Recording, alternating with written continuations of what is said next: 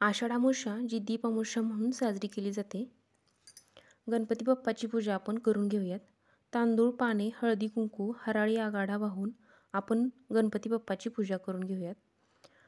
प्रत्येक दिव्यांच्या खाली तांदूळ, हळदी कुंकू वाहून मग दिवे ठेवूयात।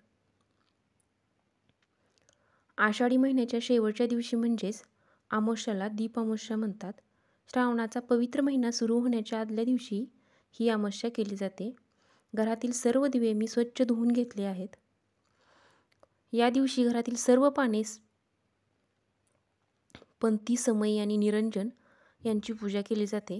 पावसाळ्यातील गडद अंधार आणि मनातील नकारात्मकता दूर करून श्रावण महिन्याचे स्वागत करण्यासाठी ही पूजा केली जाते। दीप अमावस्या ही श्रावण महिन्याच्या आगमनाची तयारी आहे। श्रावणात अनेक सण असतात, ज्यामुळे वातावरण उत्साही आणि पवित्र बनते। दीपपूजनाने श्रावण महिन्याचे स्वागत केले जाते। या पूजेला कणकीच्या दिव्यांचे नैवेद्य दाखवला जातो आणि लाह्यांचाही नैवेद्य दाखवला जातो।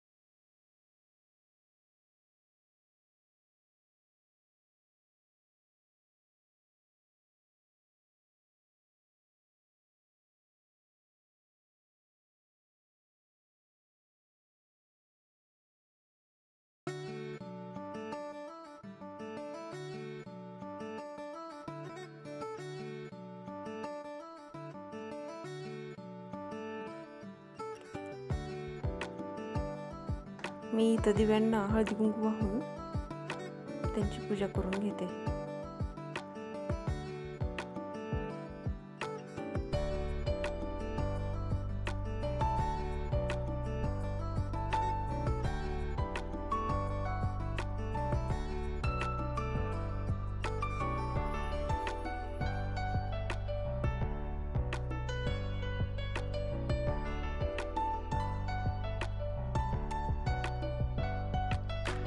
आरव आणि मम्मी नमस्कार करताना